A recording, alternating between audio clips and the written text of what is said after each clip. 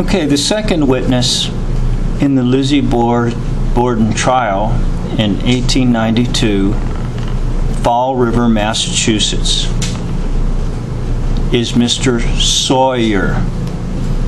So the next witness after Mrs. Tripp was C.L. Sawyer. Mr. Sawyer was one of the first people to reach the house after Bridget Sullivan ran across the street screaming for Dr. Bowen.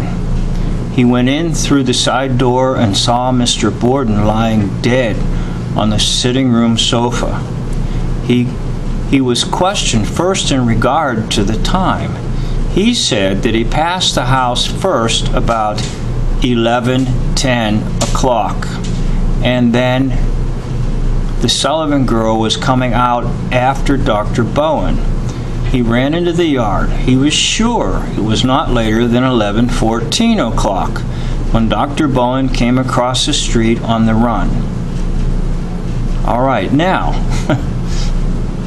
let's just talk about C.L. Sawyer. It could be a pun on Tom Sawyer. It could be a pun on saw her, S-A-W-Y-E-R. You could put an H in there, saw her of the city, okay? And isn't it interesting that in all news stories, including to modern so-called news today, there's always numbers involved. He said that he passed the house about 11:10. Now that's your 10 into 11, okay? That's your 10 over here into 11, which means that this is, as Dave Johnson will show you and teach you very well and very properly, this is the I.O., and that is from the 9 to the 10 to the I.O. Now you can drop it or you can keep on it going.